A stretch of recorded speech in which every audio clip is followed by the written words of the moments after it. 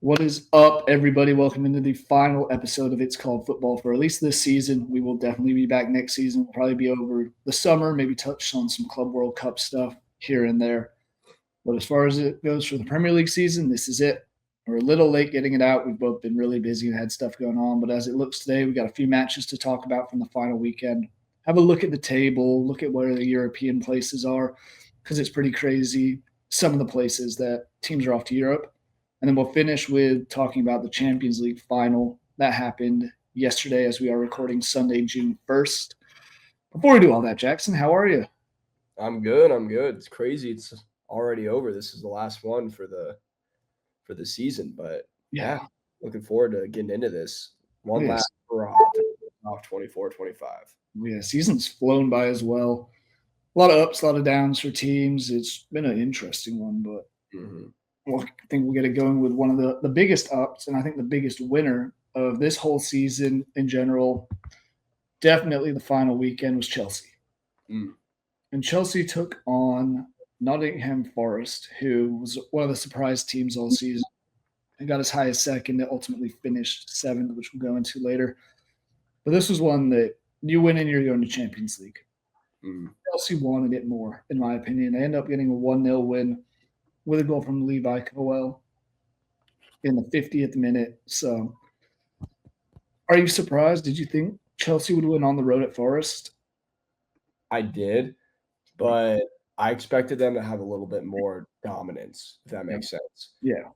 So it ended up being about even with possession. And then Forest actually had more shots. So they looked like they were trying to attack a little bit more. And obviously at the end, they were throwing things forward. But I expected to see Chelsea with a little bit more dominance, to be completely honest with you, but not surprised at all that they won. I expected that going into it. Yeah. I mean, I had a feeling Forest could win, but Mm. home and the crowd was definitely going to be up for it, and they were. But Chelsea's just looked so much better as of late. I think they finished the season on what, a 3 or 4 game wins out, or like 4 or 5 wins out of 6. Yeah, they were cooking to finish. Yeah, and I mean, you even saw them in the Europe or Conference League final where they battered Real Betis 4-1 after going down very early there. But as far as Forest goes, I think this is a successful season. Mm-hmm. Hard to knock a team that I don't think we expected very much of, but ultimately finished in seventh place. Yeah. They it sucks, right, for them. Just because they were so close all season, it felt like. And they had those Champions League spots, and then they just fell apart a little bit at the end. Now, granted, they're still going to have a chance for European football next year Yeah. because they will be in the Conference League playoffs, which I back them to make it into that, which is still a huge accomplishment. And honestly, they might get a better run at that than Champions League, right? Like maybe actually can have some success in there. But it is disappointing nonetheless. And Chelsea showed their class. Just they did. They showed that they're the Champions League team, that Forest still has work to do. But if I'm a Forest fan, this has been a season that I will not be forgetting because it has been so long since they've been towards the top of football in their country, let alone the world, but in their country. So the fact that they're back there and they're going to have a chance at European football next year, it's still an incredible season, and they should all be very proud of their club. Oh yeah, you said it perfectly right there. Be happy, be proud. You had a great season. Didn't quite end the way you wanted, but Yeah. doesn't happen very much for every team. So moving on to kind of a pair of games that surround the Chelsea one. Man United hosted Aston Villa, and Newcastle hosted Everton. Newcastle and Aston Villa and Chelsea were all level on points, I believe, going into the final day. Villa might have been a point behind, but nonetheless, all three still had a really good chance to get in. Those two, while Chelsea took their opportunity, they squandered it. Newcastle lost 1-0. Man U beat Aston Villa, so Aston Villa lost 2-0. And that's the one I'm going to start with because I feel like that's kind of more of a shock. We've seen Man U struggle. We saw them just lose in the Europa League final to Tottenham. Were you surprised that they came out and won 2-0 against Aston Villa, who was a team that needed to win? I was, but a certain somebody at the very end of the first half completely changed the game by flying out of his box like a maniac, you know? And I will say this. I saw this really funny comment I think it was on Instagram, where someone's like, "Is it really still a goal scoring opportunity if it's Rasmus Højlund?" But he did take him down nonetheless as the last man. And I mean, you can't come flying out like that. He literally just checked him, like body checked him, like 40 yards out. And then from there, it kind of just everything, like the feeling around that game changed. Like, oh gosh, they're gonna have to go the second half. But even then, I think that was a goal. I don't know how they call that back and say that that was a foul. When Villa put that first one away. Yeah. I don't understand how that was like.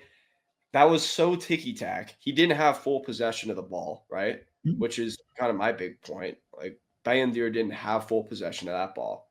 So how are you going to call that a foul? I don't know. I think that was very harsh, and that should have been allowed to be a goal. Yeah, I agree as well. I think, this was one that everything fell in Man U's favor. Yeah. As you said, after the red card, it did look like they were the more dominant team. They had this game flowing. Ultimately, on stats wise, they finished with 10 shots on target, 26 shots total to Aston Villa's 1 on target and 6 total. I know Martinez changed the game, but they still had him for the first half and did absolutely nothing. Yeah. Had the chance that should have been a goal, but they were outpossessed. In the first half, they didn't have a single shot on target. They had one shot that was blocked, so that's the only shot attempt that they even had. We're outpossessed 66-34. It was just completely controlled by Man U, and then as soon as the red card changed, they finally broke him down enough to get a goal from Amad Diallo, and then Christian Eriksen put away a penalty at the end. I mean, you kind of just mentioned it. Like, they were just flat, right? If they win, they're going to be in. Mm-hmm. And I don't know. It's just wild. I mean, if they ended up drawing, they would have been fine as well, which again goes back to the Emi Martinez red card. Like, who knows if he's still in goal, if they can hold on despite them looking flat. But again, they didn't look like a team that really wanted to play in the Champions League next year, because on goal difference, they needed to do something, because Newcastle had a by far superior goal difference that ended up working in their favor. And I don't know, dude. If I'm Unai Emery, I would just be so frustrated. Mm-hmm. I don't know if he needed to mix up the lineup, if they needed to change something before the game, like their preparation, but that just wasn't good enough. They did not look like a team that was ready to go, one that wanted this. And because of that, they're going to be playing in Europa League next year rather than Champions League. Yeah, which, I mean, as you said with Forest, that could potentially benefit them. But we saw the run they had in the Champions League this year. They ultimately were knocked out by PSG in the quarterfinals. Yeah, who ended up winning. So maybe it could have been Aston Villa. I don't think it would have been Villa. I don't think they would have ran through everyone like PSG did ultimately. But this is a team that's had success all season in big games, and they just came out, and as you said, they looked flat. They looked like they didn't want to be there. They already had their minds, as we say, or had their minds on Ibiza, or as we say in Cancun. It looked like they were ready to go on vacation, and Man U took advantage of it completely. Yeah.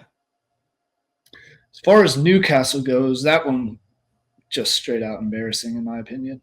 Yeah, what was that? That was like, that finished 1-0, but it's no, I know. I'm just saying, like, that performance from them, like, just it just made no sense going into it. I assume Newcastle wins this one easily. They walk into the Champions League, they'll be fine. Leave Villa obviously still stressing about it. Leave Chelsea, Forest, all them stressing about it. But on paper, Everton should have been fine. Or excuse me, Newcastle should have been fine at home against Everton, who, sure, they kind of turned things around compared to where they were early in the year, but they still are Everton. They're not great.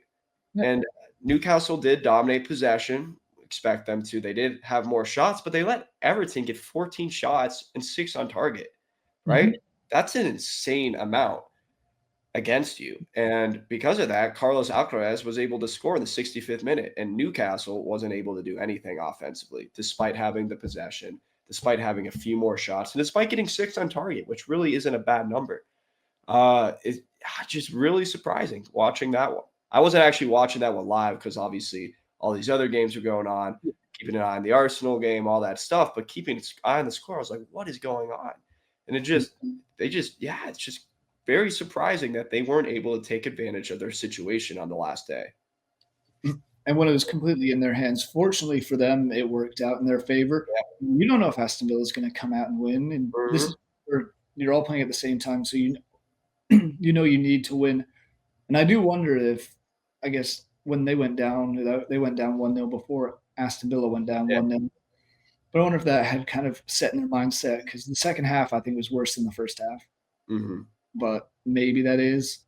But it's like they had dominated possession. It was 65-35, but they just kind of passed it around the back and didn't really look to go forward. They looked like they wanted to draw, which when you need a win, a draw doesn't help you. They would have been screwed.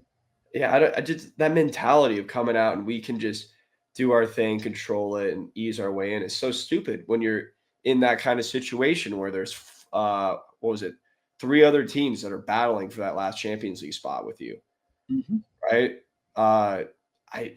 Crazy mindset. It worked out for him, right? And it's huge that it worked out for him because now Isak's going to stay. I think they don't make Champions League, he's gone. He's asking for a reduction in his transfer price, and he's getting the hell out of there so he can go play Champions League footy. But because they did squeak into that last place, that 5th and final Champions League spot, he stays, and they'll be okay going forward next year. It could have been a huge game changer if Villa had held on for a draw rather than giving up the 2 goals that they did. Would have been a huge game changer for Newcastle squad next season. Oh, absolutely. I mean, you would think he would probably leave. Nick Pope would probably leave. I'm trying to think of who else. Tonali might have gone. Actually, maybe. Maybe. Or Maresh, Harvey Barnes, Anthony Gordon. They would have a very, very different team. But the fact that they managed to do it, they now know, okay, they may have some different players coming in because they know all the financial stuff they have. Yeah. But it could be a very different team come the end of the transfer window. But I do think holding on to Isak's a key thing. You hold on to your star player. I don't see him going anywhere this summer because his price tag's ridiculous, and he's not going to really feel the need to leave. So, I mean, that's huge in and of itself. And since we're talking about this, I'm really curious to see what Villa's going to look like next year. Yeah. Obviously, they have a lot of loan players that they brought in January. They'll go back. Maybe they'll end up coming permanently. Who knows? But some of these other guys that they brought in, what are they going to do? Are they going to stick around for Europa League? Yeah, Emi Martinez. Yeah, he looks like he might be on his way to Saudi Arabia. Yep. Ollie Watkins might move. Mm-hmm. Which Marcus Rashford, I think, will stay. But because he's not on loan, is he? Who? Marcus Rashford. He wasn't on loan. I think they bought him. Let's see. I think he was on loan. Okay. Yeah, he was on. Yeah, he's on loan. Yeah. I forget if there's a purchase clause or not, though. Yeah. It's been a long time since January. Dude, right? So much has happened. But anything else on those 2 teams and kind of maybe the outlooks of their seasons? Or I mean, Newcastle, you gotta be happy. You missed out Champions League last year and you're back, right? You also won the Carabao Cup. So, I mean, phenomenal season for them. You win your first trophy in, 30 years? Something like that. So, I mean, that's great. And you're back in Champions League. Mission accomplished. Doesn't matter if you limp to the barn on the final day. You got over that line. You did what you set out to do. And now you can bring in more players because you have the allure of Champions League football. You can keep your stars and you can build on that. Villa, this is incredibly disappointing because you had it, right? You had it. And you blew it on the final day. And you brought in all these players who are going to try to help you, right? Achieve success in Champions League, which they did, quarterfinals. Like, they can be very proud of their Champions League run, but not getting back there when 5 teams rather than 4 get to go next year is really disappointing because when you look at their squad, you back them as a team that could easily get into there. So it sucks that then Newcastle basically even. Mm-hmm. But because of that goal difference, Newcastle sneaks in and they can be happy about it. And Villa is pretty crushed because they're not going to be back. And Europa League's not bad. Like, you'll still have European competition. And it's one that you could go and look at and be like, all right, we could go and win this, right? Like, we could easily go and win this. But it's not Champions League. If Tottenham won it, anybody can win it. Exactly. If Tottenham can win it, anyone can win it. I mean, friggin' finished. I think in other years they would have gotten relegated. with their Yeah. point total. I think that was what I was seeing. In a few other years, they could have gotten relegated, and they Yeah. won the Europa League. So I saw some sort of ESPN related article where they did a GPT or some sort of AI prediction of the table next year, and I had Tottenham finishing dead last. yeah, So we'll yeah. All I see. know, 40 points is that magic line to stay up. You hit 40 points, you're generally safe. Yeah. Obviously, we're seeing this talent disparity between the championship and the Prem continue to grow. So we'll see if we amend that. But Tottenham only finished with 38. So, and they're going to be in the Champions League next year. Wild. Yeah. Not good. But maybe being the draw of Champions League will outweigh the 17th place finish, and they'll go and change a bunch of stuff. Hey, I tell you what, Ange somehow kept his job and became the most successful manager in Tottenham's history while finishing 17th in the Premier League. It's the most Tottenham way to win a trophy ever. So on brand. It's kind of funny. And I mean, we've talked about it before. It's like you do all this horribleness, terrible performances in the Premier League, yet you win every single game when you're in the Europa League, and it worked out for them. Final game we're going to go just a little bit into, I want to at least, was the Battle of the Champions. FA Cup champion Crystal Palace went to Anfield to play Premier League champion Liverpool. Celebrations beforehand were immaculate by both sets of fans. Each team gave the other the guard of honor. Match itself was interesting. Got off to a very quick start for Forest when Ismail Sarr scored 9 minutes in.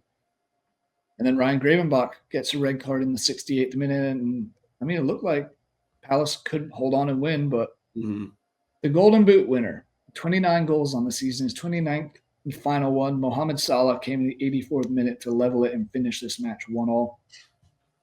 What were your thoughts on the celebrations beforehand, the game itself? That was kind of what I expected, honestly. Liverpool had already won it, could kind of just coast around, enjoy it. Like, you don't want to lose, but you also, like, it's in your mind, like, we're good. Let's enjoy this final day of the season. We've earned this. Fair play to Palace. They had a phenomenal season, finished 12th in the league with this result, and they won their first ever trophy, or major trophy. And they're going to be playing in the Europa League next year. So, I mean, great year for them. They finished strong, going on the road, taking the 1-0 lead at Liverpool. And again, you want to hold on, considering A, you're up 1-0, and B, they get a red card in the 68th minute. But there's nothing to be ashamed about with a 1-1 draw at Liverpool, even if it is in a situation like this where Liverpool really did not care. And from a Liverpool perspective, you didn't lose. You came back. You're down a guy, and you still found a way to tie it. You already won the league. Everyone could go home, like, not like ecstatic, but decently happy on both sides. It's one of those games I would describe it as. Everyone leaves feeling good. Not great, but good. That's a great way to put it. And you mentioned how Palace has been pretty good as of late. I'm looking back at their fixtures. They haven't lost since August or April 16th. Yeah. With a few draws, few wins, but they finished it really, really strong. While Liverpool, on the other hand, was winless in their final 4 games of the season. Because they already won it. Yep. Because they had already clinched it, and you could see the lack of care after that. Yeah. Which you always want to finish strong, but it is understandable. Like, you can't hate on them for that and be like, oh, you guys need to be, come on, winning every game. Like, you already won the league. It doesn't really matter at that point. You've done all the hard work. So can't really judge them for that. No, not at all. Other thing I want to touch on just Premier League-wise is the 3 relegated teams. They all lost again. Do you think there's any chance that any team's getting promoted or able to stay up? See, this is tough because it's hard to make that call before seeing what the incoming teams invest, right? Yeah. Leeds, you guys have some excitement around you in terms of the money that you're willing to put down, maybe potential managers you bring in. Do you have any update on that situation? I think Fark is staying. That's what Liverpool is. Yeah, the board has backed him, so we'll see. What are your thoughts on that? I'm not opposed. I'd rather see what players we can bring in than necessarily our manager, because there's a big difference between Norwich when they got promoted and what they were willing to spend and what Leeds are willing to spend now that they've been promoted. So I would give them a chance, but it can't be a long one if Leeds aren't getting results. Yeah, if it's like one of those situations where let's go 6-7 games in, you're winless. Yeah. You might have to just pull the plug early and be like, all right, let's get someone so we could try to stay up. Yeah, exactly. Yeah, that makes sense.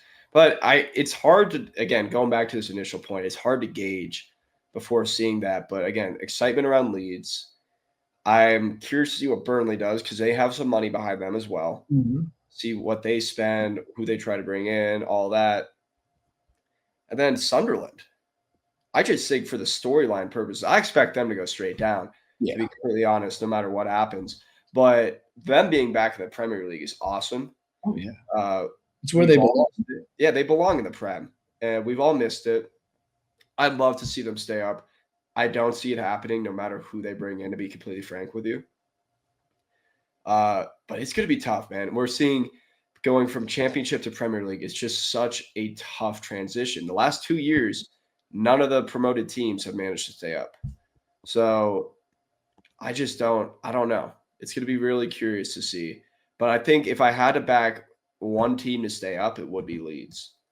Yeah, I think the money you guys have and the historical pull that you have as well, you might be able to get some players in that can, do enough to keep you up, especially considering some of these Premier League teams that I think kind of got lucky that the 3 at the bottom this year were so abysmal. Yeah. I think there's teams that shouldn't be worried. I mean, I think Wolves will go down now that they sold Cunha to Man U. Yeah. I think Everton, I consistently think Everton's going to be a team that's going to be in the relegation battle.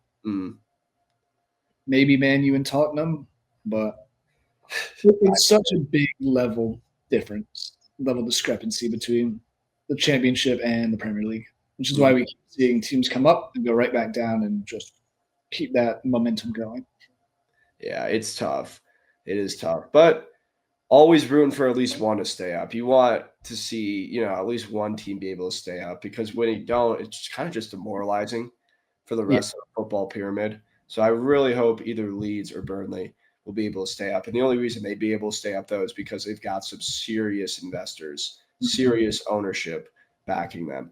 But we'll see what happens over the summer. It's still early. It's June 1st today. So we're just going to get going here with transfers and all that, those updates here very soon. Oh, yeah. It's that time of the year where you can't trust anything until Fabrizio Romano says, here we go. Mm-hmm. That's the official statement of, okay, this transfer is happening. And even then at times, stuff happens last minute. People miss medicals. There's going to be a lot of movement coming around all the 3 promoted teams and all the teams in the Premier League come the beginning of the season next August. Yeah. Let's have a look at the final table as well. Liverpool clearly won it. They won comfortably. They ended up winning by 10 points. Arsenal second, Man City third with 71. We already talked a lot about Chelsea, Newcastle, Aston Villa, Forest, their finishings. Anything really surprise you about that top 4? To be honest, no. Yeah, not at all. Those 4 make sense considering, the teams they are. I mean, top 3 would have called that from the get, those 3 being in there. And then I forget if I had Chelsea or Newcastle in that 4th position. I think I leaned Newcastle, but seeing Chelsea there and Newcastle in the 5th, like that all makes complete sense to me. Yeah, no, I'm with you. I think the top 3 especially is kind of not in that order as what I predicted. Chelsea, Newcastle was kind of a toss-up. I thought Aston Villa might edge out Chelsea. Yeah. That would have been my top 5. Stuff happens like that. Yeah. Mid-table, again, everything kind of to be expected for the most part. Brighton finished with 61. They were 4 points back at Forest. Bournemouth finished with 56 points in 9th place. Brentford also finished with 56, but 3 less goal difference. Fulham finished with 54 points, and they were making a strong push late. I will say, Fulham team. Them and Crystal Palace kind of suddenly just started going, and Fulham ultimately finished a point ahead of Crystal Palace. Everton in 13th with 48 points. West Ham with 43 and 14th. Then we get into the funny stuff. Man U, 15th place, 42 points. Wolves, 16th with 42 points. And your Europa League champions, Tottenham, with 38 points, as you said earlier. Anything about any of that 9 through 17 really, really surprise you? I mean, coming into the season, Tottenham expected to be a little bit better. A lot better, yeah, I guess. Man U, I think, is just hilarious, but I still have them as at least top 10. Yeah, I mean, the most obvious thing are those two teams, right? Like, let's be real. No one expects to see those two outside the top 10, let alone in 17th and 15th, playing as horribly throughout the years they did. But, I mean, that's obvious, right? We can get that out there. We've been talking about it all year. The team that has been disappointing beyond them for me is West Ham. West Ham was awful this season, and I had hope for them with some of the players that they brought in, some of the players that they retained. I thought that they could be kind of good, maybe even pushing for a European spot. And they were just awful all season, man. Like, it was terrible to watch. I thought they could maybe get a little Aston Villa thing going, but I guess losing Declan Rice really has made all the difference for that club because they did not invest that money well enough, and that's evident by the results at the beginning on the field the last couple seasons. And it's just they were miserable to watch this season. They were actually one of my least favorite teams to watch in the Premier League. They didn't go down. They were never really in the relegation scare. They were close down there, but they were never like truly in a situation to be nervous about because the bottom three were just that much worse than everyone else. Oh, yeah. But they were so bad, and if they don't turn things around, they're one of the teams that I think should watch out for a Leeds or a Burnley next year, in my opinion. Yeah. Yeah, I mean, we see how good Declan Rice is with Arsenal. I was a little skeptical at first, but he's been on fire and been one of the better goal scorers and one of the more clutch players this season. At times when you've had your attackers injured and Jesus, Martinelli, everyone's been out on that team, Odegaard, and he's stayed pretty consistent and stepped up really well. But that just shows, like, on paper, West Ham coming into the season invested the money pretty well on paper. Yeah, Nicholas Füllkrug. Yeah. I mean, look at all these other players that they have that they either got or they retained. They got Carlos Soler on loan from PSG. You held on Mohamed Kudus, which is huge. You still have Edson Alvarez, Alfonso Areola in goal. Very good. Lucas Fabianski as well. You have two very good goalkeepers. You have Wan-Bissaka, Souček, Vladimir Kufal. You even had James Ward-Prowse to come off the bench and work the magic that we expected him to work back when he was doing it for Southampton. And it just didn't click, and it was horrible. And I hated every single moment of it. That's all I got to say on that. That was terrible. Yeah, it wasn't great at all. Pretty disappointing season. Lopetegui was a huge disaster. And then Graham Potter didn't turn things around at all.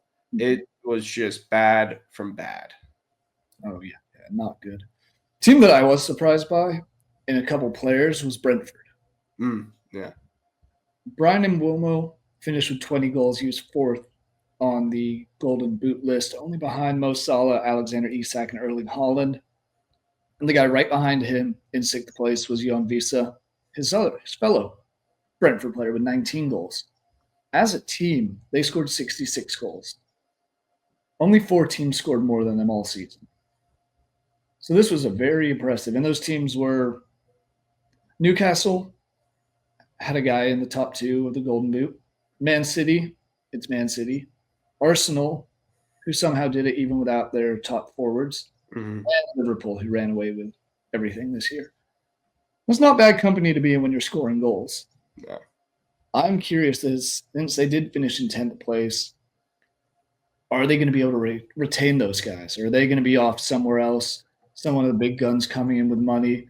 I wouldn't mind seeing like a Visa or an Mbeumo playing on a Man City team, or I guess Man City has Haaland, or an Arsenal team who's in the Aston Villa if they let someone go, or if Alexander Isak leaves Newcastle, maybe filling in there.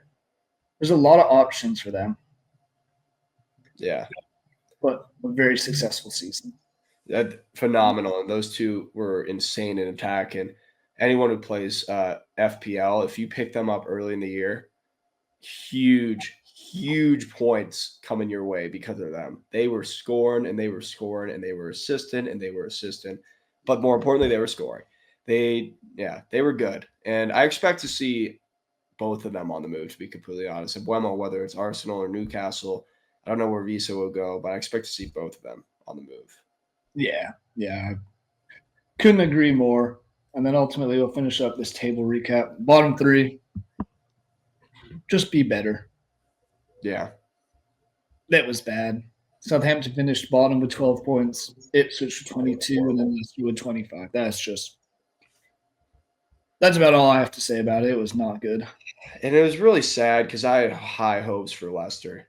Yeah. I was like, this is the team that can stay up. And they were just terrible, man. Terrible. Hey, I will one last positive shout out. Brighton. When you have a manager who's younger than a lot of the better, when you have a manager who's younger than a lot of players in the league at 32 years of age, to finish in 7th place, only 4 points, or excuse me, 8th place, only 4 points off of Conference League playoff round. That's a phenomenal year for a team like Brighton. Kind of under the radar because they would go like this throughout the year. They'd look really good, then have a little streak, but they ended up finishing very well. Great year for them. I'm very curious to see what happens next year, but they have a rising star in their coach, Fabian Hertzeller. They hold on to him, which they've shown problems in the past of holding on to young, talented managers or just good managers in general. But if they can hold on to him and build, I'm very curious to see where they go from here because they were actually very impressive this year, and I think they deserve a shout out. Yeah, they were. And I mean, you mentioned it. They don't historically hold on to these young managers. It's like how Southampton would have these great young players, and then people would come and buy them up. That's Brighton with managers. Yeah. It's kind of, and I mean, you see how often managers get fired. He'd be a great replacement for somebody. I think he will be too. I think he goes back to Germany at some point. I mean, if Bayern lose their manager in the next couple of years, and he's still doing what he's doing with Brighton, that's not a bad shot. But I think it was like a little smaller of a team. But yeah, hey, who knows where we'll see him in the future? Yeah, Arsenal. Very curious. We got to give Mikel at least one more year. Then we'll talk. Yeah. Is it disappointing? I mean, obviously it is disappointing, but do you think, considering all the circumstances around the Arsenal team this year, second place is not surprising, or is it annoying to finish second? And it's getting annoying, but everyone who wants Arteta gone right now needs to chill out. We went from a situation where we were dire to where we are now, and we are so close to getting over that hump that give him another year. I think we'll get a trophy next year, and if we don't, then we need to have a talk because with the level of players we have, the investments we're making, you expect some return on your investment, some ROI at some point. If he doesn't do it then we'll have that talk. But everyone was freaking out. It's like, oh, Arteta's got to get out. This is terrible. Why? We went to the Champions League semifinals, and we gave a good fight to a team that was hands down the best team in Europe. Yep. If we were on the other side of that bracket, I back us to get in the final. Oh, yeah. Barca or Inter, I would back us to get in that final, and then in a one-off, who knows? But we had to meet them in the semis, and let's be real, they were better than every other team in Europe, especially from winter on. Yeah, they have been since the as you said, from the transfer window onwards. And we'll hop into that in a second. They looked miles and miles and miles ahead of Inter. Exactly. So you can't get disappointed by that. That was great. We had a Champions League run. Enjoy that. Premier League, it sucks. We finished second yet again. This is where we've been the last few years. But when you consider all our injury issues, everything that went down, just all the circumstances around it, you can be unhappy about it, but you can't be like furious about it. It's just one of those things. What it does show is that we need to invest. We need to invest in depth in attack, and we need to see actual results from our attackers as well. Otherwise, we need to get new people in and try some different stuff out. But all things considered, it is what it is. But I do want to see us look better next year and hopefully have a run at the league title because I think everything kind of fell in Arne Slot's kind of hands this first year, where City was horrible and we suffered the period of injuries where we had to freaking put our center defensive midfield up top. If that doesn't happen, like, I mean, how many points did they finish with? I think it was like 84, 86. Yeah, right around there. I mean, Yeah, we saw 84. Jurgen Klopp finish second with 99 points one year. Yeah, exactly. And you go and win it this year with 84. It's just one of those years where things didn't go well for a lot of teams, and Arsenal's one of them. So again, disappointing. We didn't win a trophy. We didn't even come close in some of these cup competitions. It felt like, other than Carabao, we were right there. But I mean, you look. Going back to the Liverpool thing. Had Liverpool finished with 84 points a season ago, they would have been in third place. Yeah. Well, you didn't know something that just highlights the need for having more attackers. Both Liverpool and Arsenal lost 4 games this year. We had 7 goals against, and we had 7 less goals against. That's what I'm trying to say. Yeah. But the difference was we drew 14 games. They drew 9. They won 25. We won 20. So there's that 5 game right there. And in those games, because of that, they had 86 goals for, well, we only had 69. If that doesn't highlight the need for depth in attack, you need a star and you need extras. If that doesn't highlight the need for that, I don't know what will. Because that's the difference between winning the Premier League and not. And I will say, if we don't invest and we don't see improvement in there, then Arteta's got to go next year, because it's right there in front of it. It's plain to see. You don't have to do some deep dive statistical analysis. It's right there. You just need goal scorers. So that's got to be the difference. That's got to be what we see going on in the transfer window. So far, we've decided to invest in another fucking center defensive midfielder. So I don't know. We'll see what happens, but I'm hoping it's a positive. Maybe he can play up top again. Yeah, imagine. Obviously we're linked with like Šeško. We're negotiating with him, and Gyökeres is still around. I just hope he doesn't go to Man U with a Marion. For his sake, I hope not. But he does really like Amorim, so he might. I don't know. But nonetheless, going back to an Arsenal perspective, you can be disappointed with the year, but you shouldn't want Mikel Arteta out just yet. Considering where we were before he got there, it's a different ballpark. We're actually competitive in Europe, and we're this close. We're literally an attack away from competing for trophies in England and in Europe. Yep. And we're competing this year without any attack. We beat Real Madrid with no striker twice. So crazy. Yeah, it's wild when you think about that. But we're right there. So I'm kind of still looking at it as much as this sucks, it was another building block here. But next year's got to be the year where the finished product comes together. Otherwise, what have we been working for, right? So this has got to be the year next year. And if it's not, if there are signs early on that it's not, maybe we need to change things up. Mm-hmm. Bring in Jose Mourinho or someone else. Someone who knows how to win trophies. Yeah. If Arteta doesn't get it done next year, he's done. He's got to go. Yeah. He has to. But, hey, at least you're fighting for him. We're getting close. We're in a much better spot now than we were even like my sophomore year of college. So I honestly feel like it might be better to be kind of mid-table and not have this glimmer of hope than really. It's the hope that kills you, man. I mean, I lost $100 2 seasons ago betting on us winning it, and it's just gotten more and more monotonously disappointing, getting second after second after second. But that's all I wrote. Maybe soon. Team that didn't finish second, as you mentioned, the best team in Europe officially now, and even unofficially, they were the best team in Europe. PSG took on Inter for the Champions League final yesterday afternoon, and let's just say one team showed up, and I don't think there was a second team. Yeah. Pure domination by Doué, Hakimi, and the entire PSG team. 5-0 thrashing in a Champions League final is crazy. I think it's the biggest deficit in a Champions League final ever. It is. Yeah. 4 was the most heading into it. And that was, I can't even think of who that was off the top of my head. But yeah, 5 is now the biggest deficit.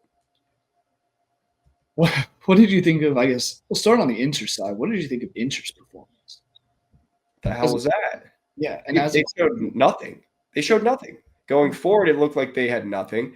Thuram wasn't holding the ball well at all, which he needed to, so that Lautaro could run off him. Runners underneath could get there, spray it out wide. Maybe found Lautaro going through. He didn't hold the ball well at all, which credit to PSG's defense as well. You can't just talk about the negatives, but because Marquinhos and Pacho did very well. But yeah, they were just not good. And then defensively, they were shambolic. Heading into the game, I called 2-1 after extra time for PSG because I thought defensively Inter Milan would lock it in. They would get some goal going forward, Lautaro or something in counterattack because we knew PSG would dominate possession. But they were just horrible defensively. We talk about offensively, they didn't really look like they had any bite whatsoever. But defensively, shambolic all over the place. Hakimi goal, wide open. Right back, literally just wide open at the 6-yard box to tap it in. And that's how you get things going. That is not good enough. Fair play to Desiree Doué. That kid is an absolute stud. He is going to be a star. Mm-hmm. He's unbelievably good. He's unbelievably good on the ball. He had 2 goals. He had at least 1 assist. I'm spacing on who got the last assist, but I think he just did the 1 assist. Yeah, so he came off. Yeah. He only played 66 minutes as well. That's what I was thinking. I knew he came off. I was just trying to think of when. But he was phenomenal all game. And when you look at his flair, his dribbling ability, it's almost Neymar-esque, some of the stuff that he does, right? That's like what I was say as well. Yeah, like it's very Neymar-esque. It's fun to watch. And I'm really liking this new approach that PSG's taking where you still have very good world-class players, but you're not trying to do the Neymar, Messi, Mbappe failed experiment where you just have star players with clashing egos that doesn't work.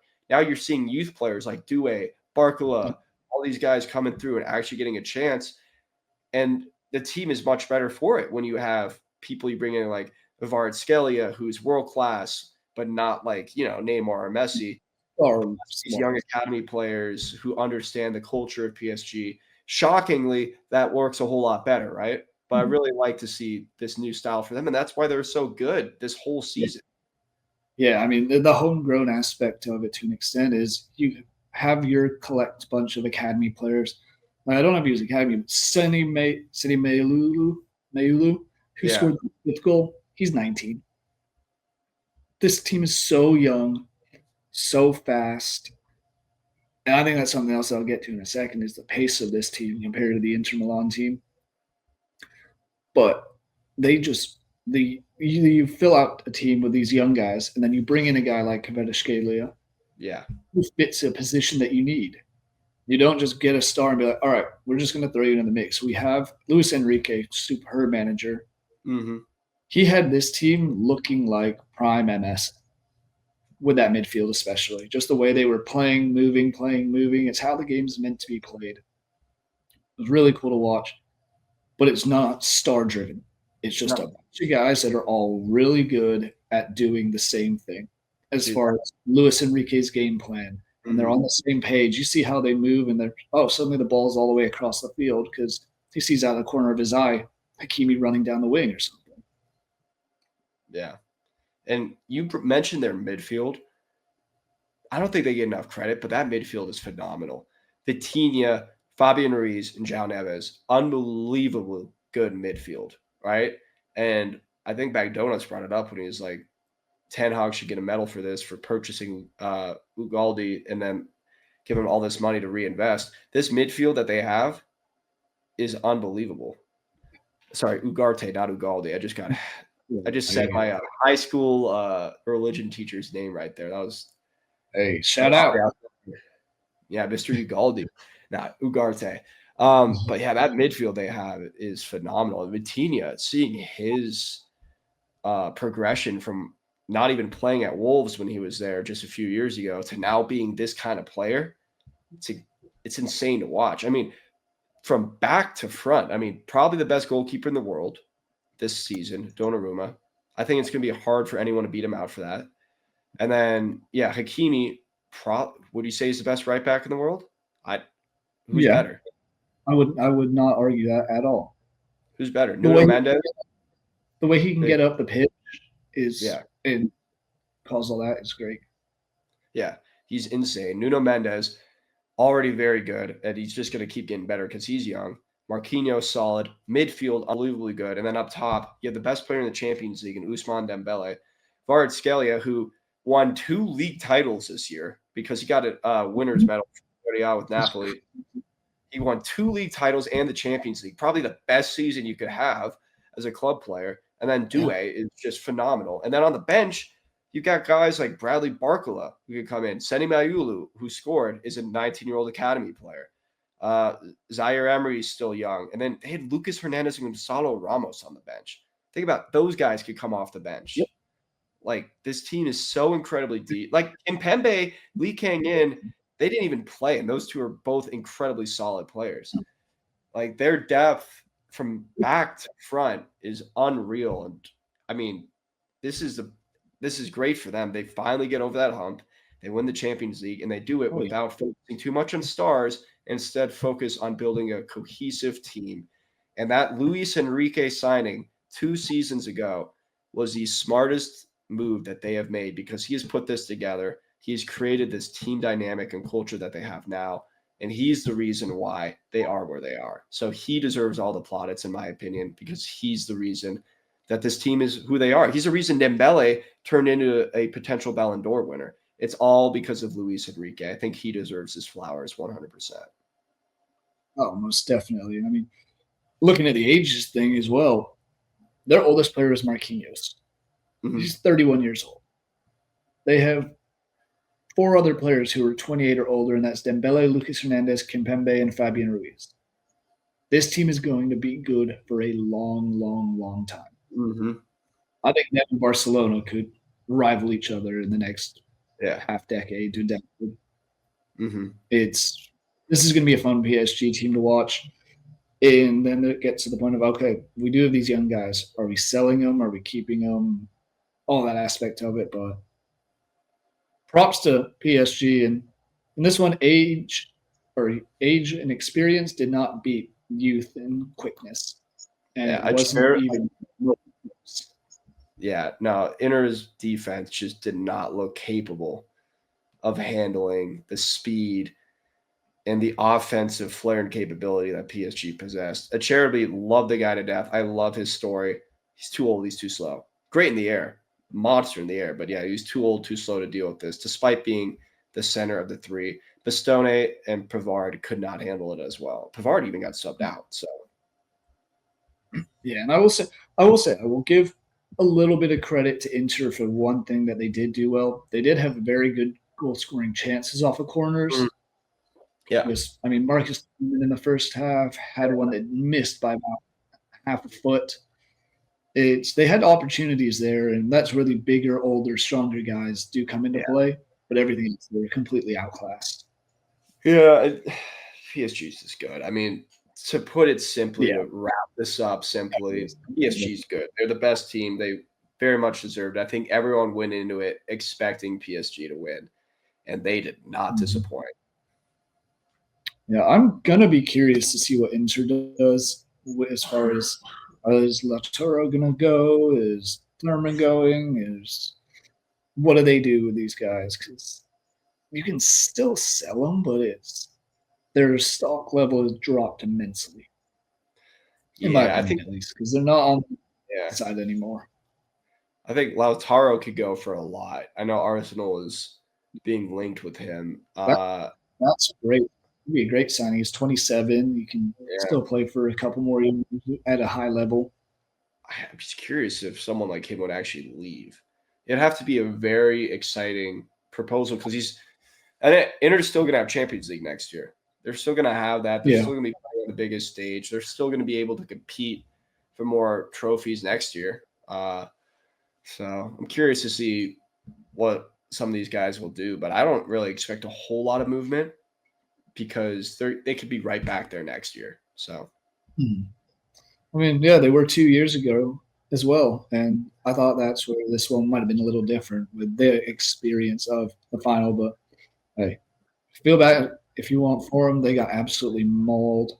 They also blew it in the league, so that Yeah. sucks as well. They're, this year, them and Arsenal were the equivalent of each other. Yeah, it sucks. You lose to PSG and then finish second. Hey, they get. I'd rather be in Hmm? an Arsenal situation. I'd rather be an Arsenal situation this year where you knew you were second about 5 matches out, not where you still have hope on that last day, the last week. You concede a late penalty to get a draw, and then you win, but it doesn't matter at that point on the final day. Arsenal knew, like, we knew we were going to be second in February. Yeah. Like, we knew there was no way we were going to. As soon as people got hurt, it was game.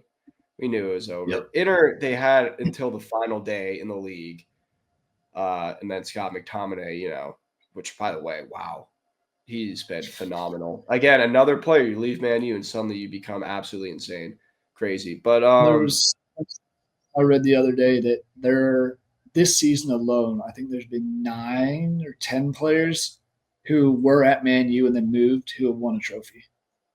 yeah, who else would So that that tells be? you something. McTominay.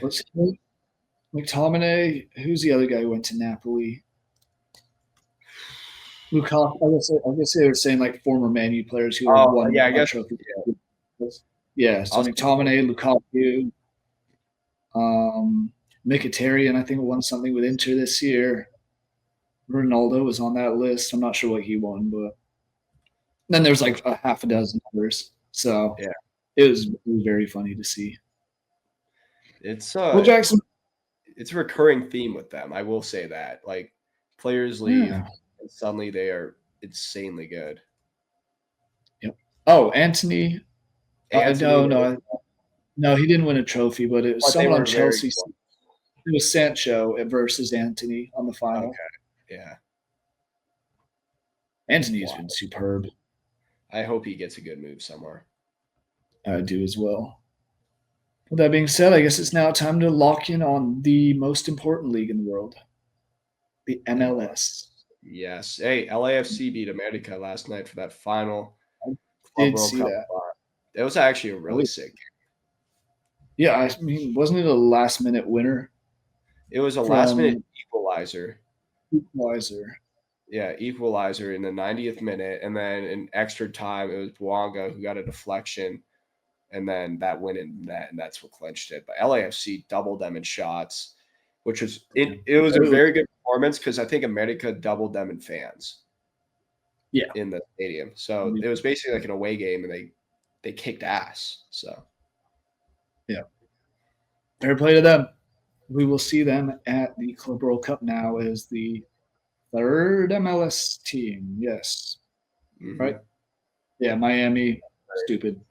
Seattle makes sense, don't and even get me LAFC. don't even get me started on how Miami got No, there. I won't. I won't. Yeah, but 3 teams. It happened. Hey, fair play to the MLS. Good job, Mexico, for I guess having the same owners of something because it was. I think that was the reasoning why Leon had to leave was because it was a mutual ownership. Yeah, you can't have more than 2. Yeah. Yeah, I think that's what it was. But anyway, Jackson, any final thoughts or words or anything to wrap up this final episode of the 2024-2025 Premier League season? It's been a fun one. I mean, if you're a Liverpool fan, it's been phenomenal. From an Arsenal fan, I feel fatigued and I felt ready to move on for the season for a while, to be completely honest. So today I am filled with hope because the transfer window is really going to get going now. It's June 1st. We're really going to start seeing players coming in, coming out. So I'm really excited to see where things go. The Club World Cup's coming up. That sucks. I'm still going to watch it, but I still think it's a pointless, dumb tournament. And but I'm more excited. We got Gold Cup coming up. All these transfers, people trying to get onto rosters that they could play before the World Cup. Yep, because I mean we have a bunch of World Cup qualifiers coming up as well. It's gonna be a good summer of footy still. It is. It'll be fun. With that being said, thank you guys for watching and following along all season. We will do some stuff over the summer as far as writing written pieces. It's called Football on the Show. So make sure you do subscribe to Vendetta Sports Media's YouTube channel. Check out our website, vendettasportsmedia.com. Thanks for watching, and we'll see you next year or next season.